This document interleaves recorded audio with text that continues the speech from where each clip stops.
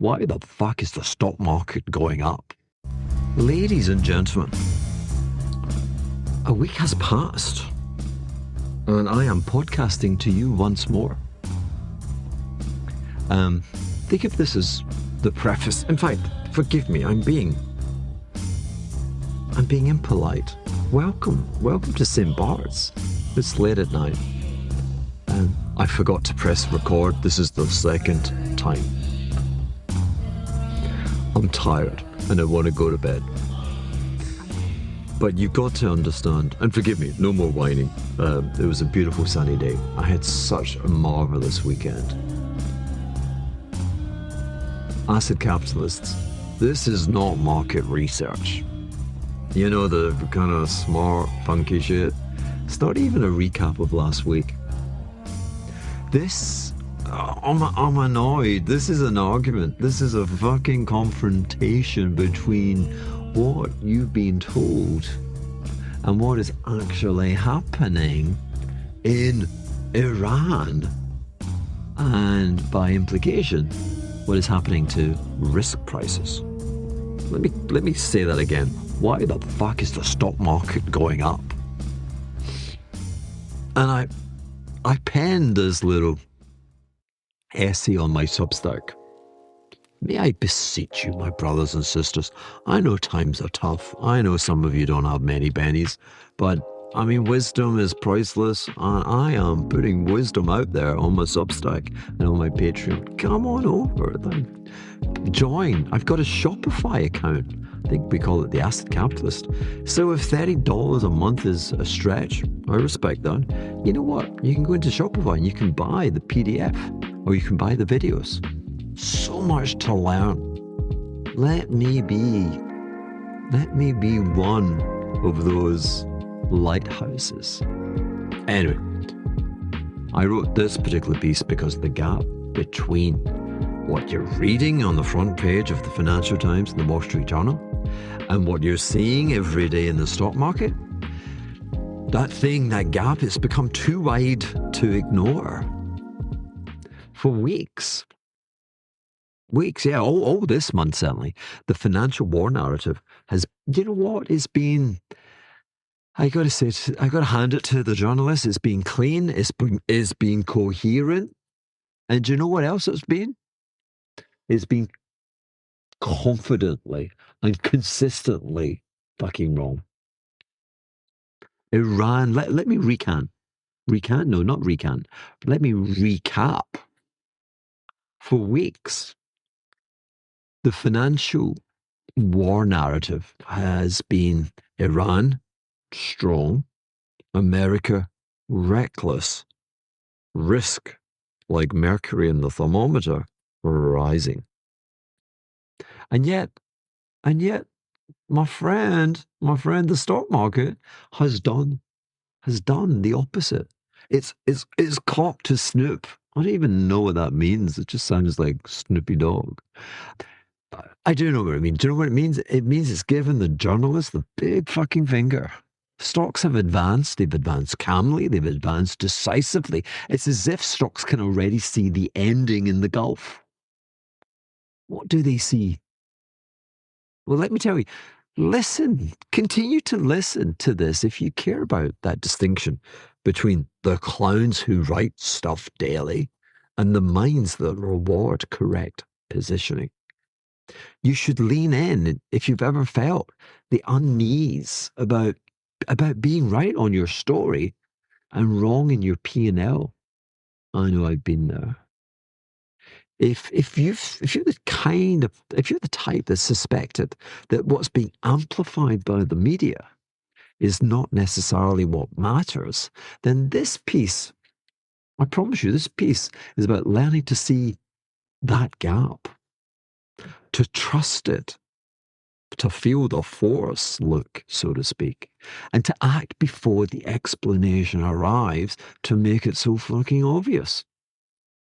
It's about, this podcast today is about relearning how to follow the price. Right. Shall we do this? Shall we do this from St. Bart's, from the ghetto? I'm not in blood blue this week again. business is good. But for the month of April, you have been sold a story about this market, and it's wrong. Do you know what? It's wrong in a way that should make your blood boil.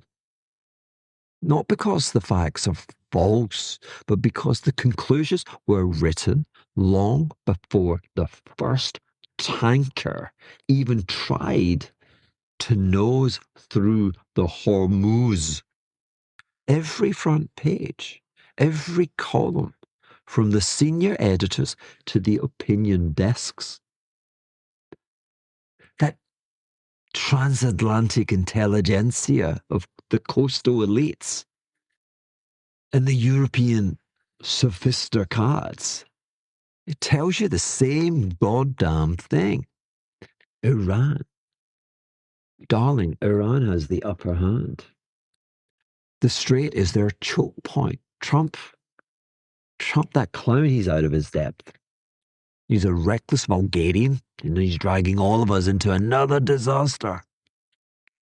While the patient, the chess-playing Iranians, they hold every card as they sip tea in Tehran.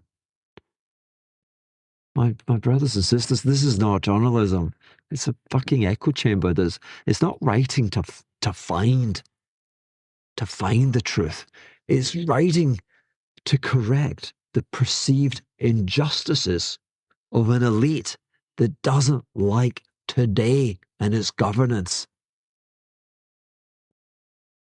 It's attempting to repeat the same lines over and over again until they harden into something that looks but does not smell like fact. These morons, they expect, fuck that, they demand that the United States bleed another $23 trillion on defense so that the others, like NATO, so that magic free carpet ride can continue. These jokers, all the while, they sneer at the same people who've watched their wages go nowhere for decades, pretending that the last 30 years of Chinese industrial expansion was some benign byproduct of globalization, rather than the system designed to dominate you. In this crazy upside down worldview, America is loud and therefore is reckless. The adversaries are patient and therefore they're strategic. Confrontation spells failure. It's a reflex at this point. I mean, I've lost more knowledge than I care to remember, but this is certainly not analysis. Roles assigned before facts arrive. I have contempt when roles are assigned before facts arriving. And the ending is the ending is always the same. I begin these things and I know the ending. The ending is that the problem isn't the world, is that the wrong people are in charge of it. It's neat. It's certainly consistent. It's a script.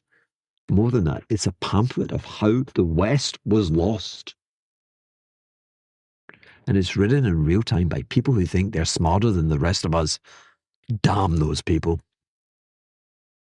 And me, little me, and my little tiny violin, I've read every word of it.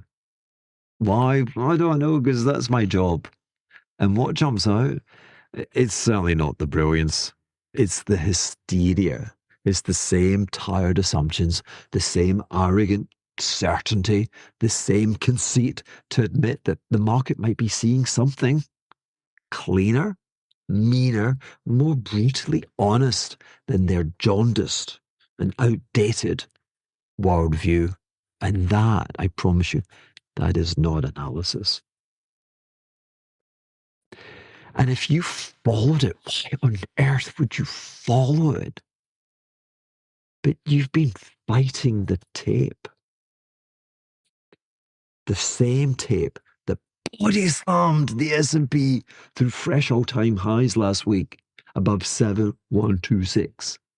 While the journalists insist the real edge sits in Tehran, give me a fucking break. Price, the majestic price has made the call.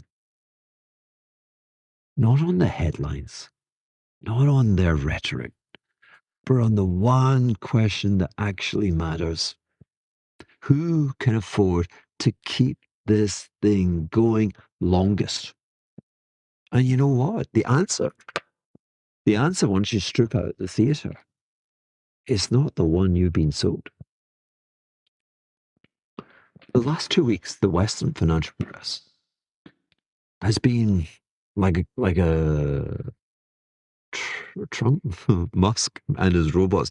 Robotically, the last 2 weeks, the press have robotically pumped the same vainglorious, God, I love that word, the same vainglorious script with absolute certainty. You ready? Trump is reckless.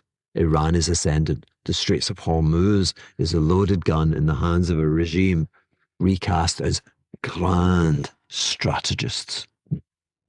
This is a perfect little story. It's neat.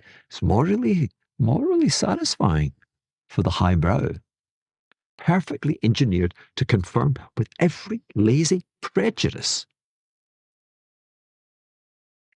It's also contemptible because it's wrong. Whilst they've been polishing and reprinting comfortable fiction, the one arena, my arena, the arena that has to bet real money, your money, on profitable outcomes, where decisions have consequences. That one arena took one cold look at this narrative, and it did what the journalist would say is unforgivable, which I say is magnificent. The market did not validate. The market did not hedge. The market, it didn't even blink. It just fucking ignored it. It went the other way. It made fresh all-time highs whilst the entire elitist Tehran-centric fantasy was still being printed as gospel. S&P crossing 7,000. And not with like fear, not with hesitation, not like a tanker, like going, we're going through the straits. I hope we don't get blown up. No, the S&P crossed 7,000 with the cold assurance of a market that had already made its mind up weeks ago. The Nasdaq, I mean, it's on a streak that belongs less to ordinary trading and more to myth, to the kind of violent momentum that tells you there's a genuine regime shift in how capital is being allocated. Genuine regime shift. This was never a global market for risk flinching at geopolitical stress. It was a market advancing straight through it. Like the entire elite media narrative was irrelevant. And that distinction is everything, because unlike newspapers peddling moral comfort, markets are really only in the business of being right on outcome. Let me say it slowly. Markets, they reduce the world to one ruthless fucking question. When it looks at the actors, economic, or when it looks at adversaries in conflict, it asks, who is constrained and how badly? And the answer, once you strip out the BS, is not complicated. You see, Iran's oil system is not built to pause.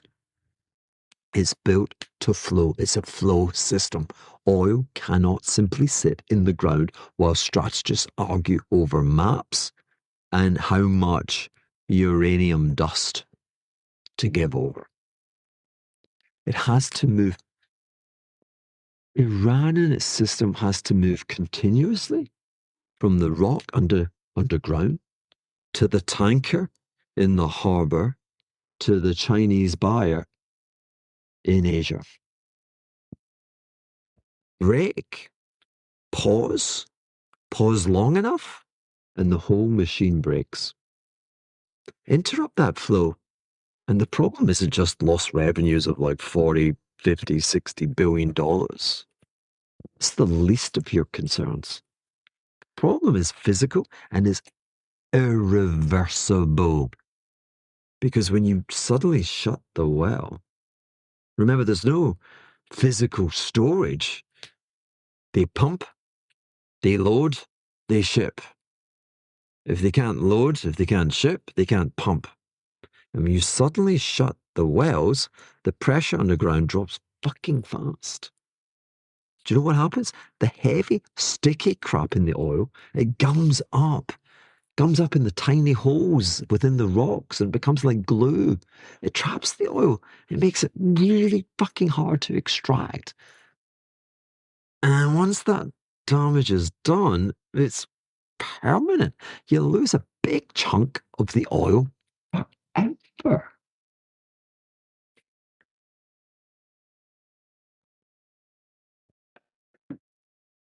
The more Iran is actively,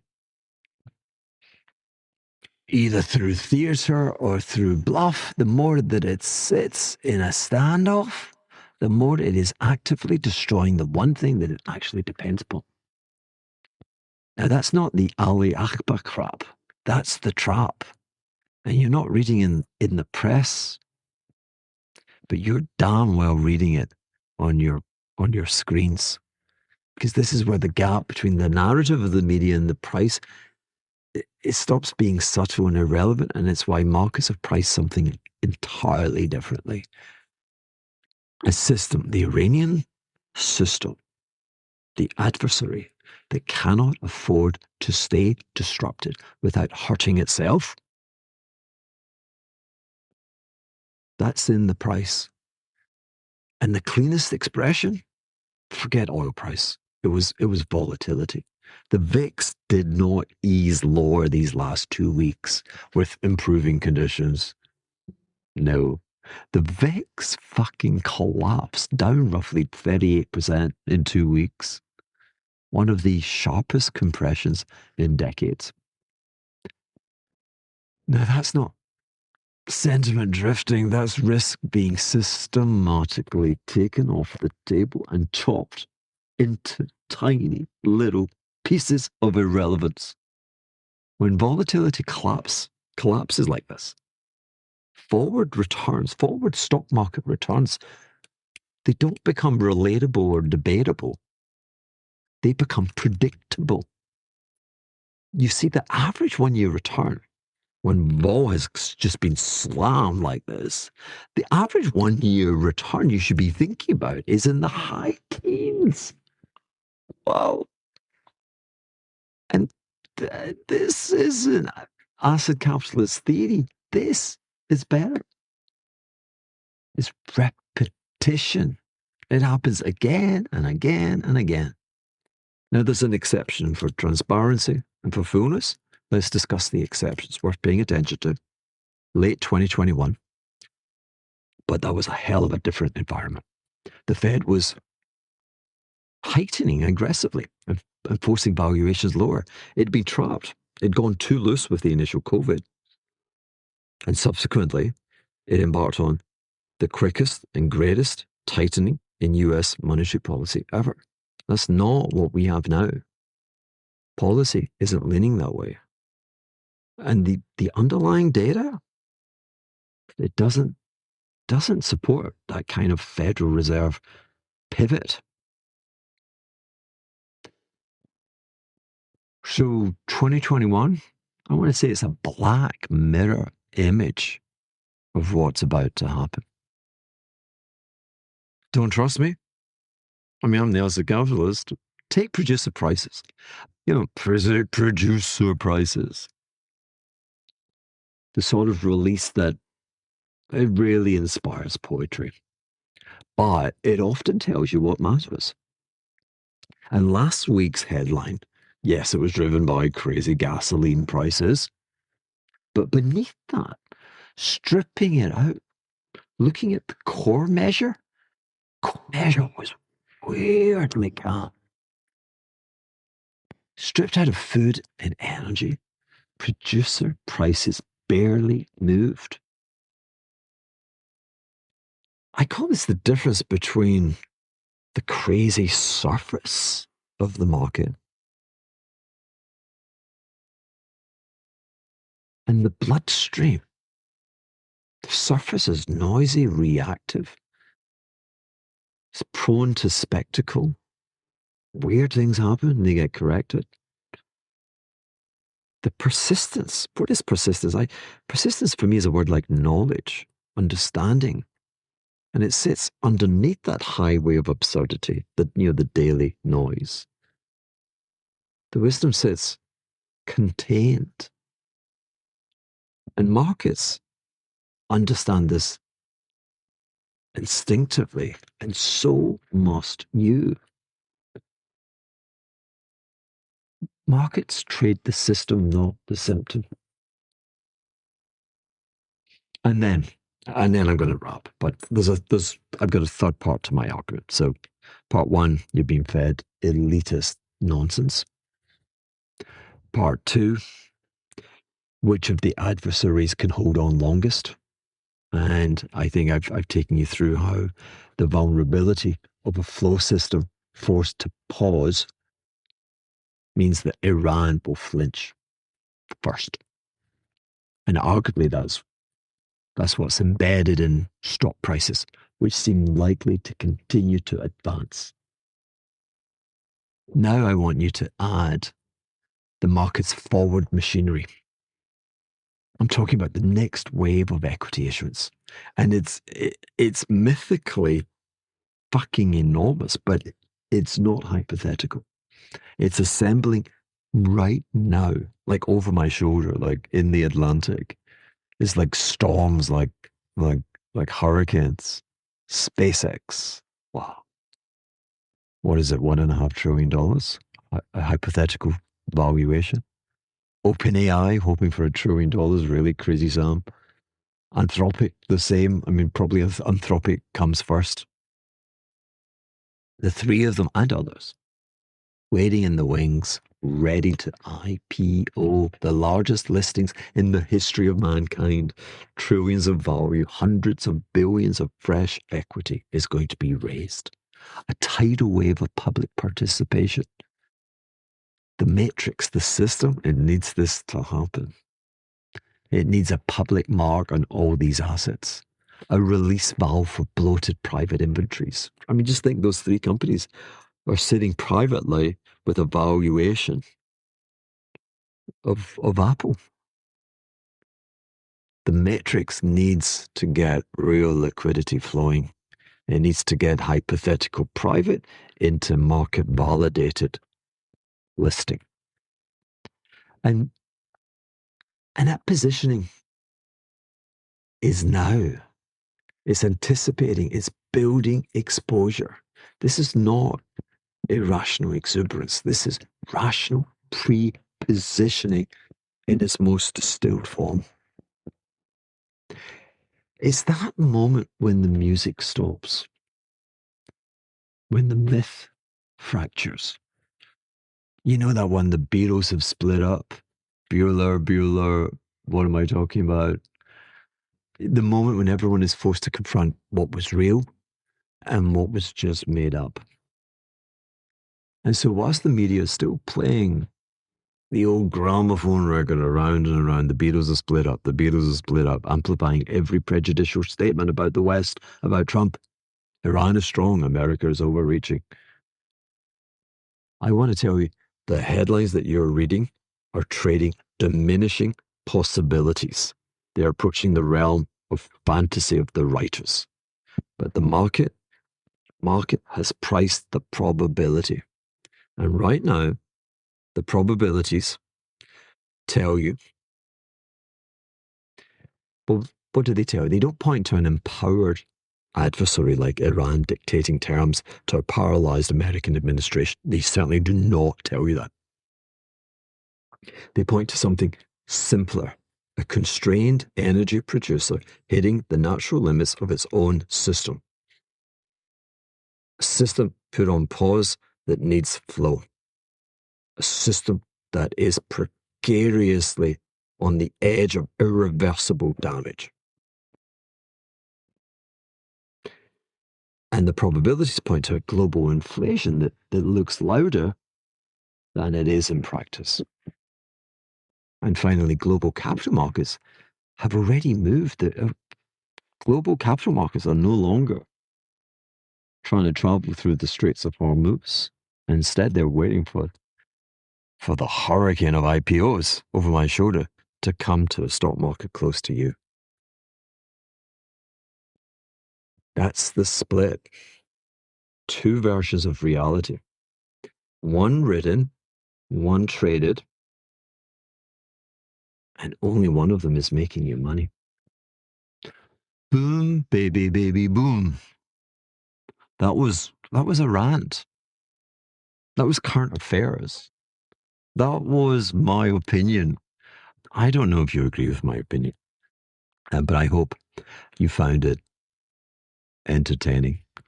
There was beautiful sunshine today on the beautiful island of St. Bart's.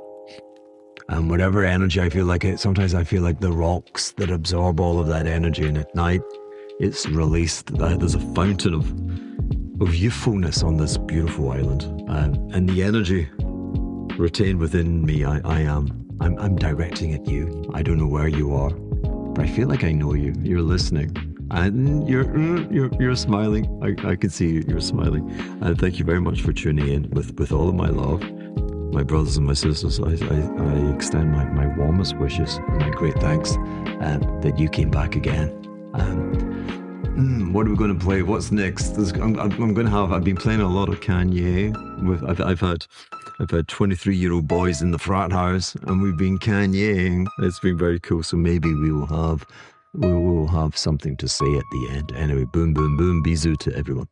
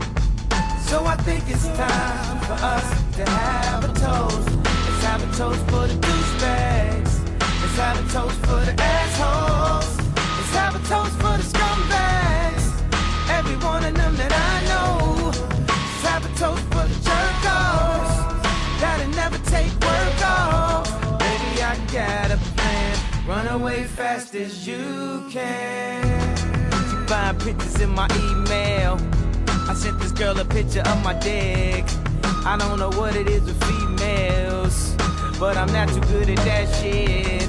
See, I can have me a good girl and still be addicted to them hood rats. And I just blame everything on you. At least you know that's what I'm good at. And I always find something wrong. You've been putting up with my shit just way too long. I'm so gifted at finding what I don't like the most. So I think it's time for us to have a toast. Let's have a toast for the douchebags. Let's have a toast for the assholes. Let's have a toast for the scumbags. Every one of them that I know. Let's have a toast for the jerk-offs that'll never take work off. Baby, I got a plan. Run away fast as you can. Run away from me, baby. Run away from me.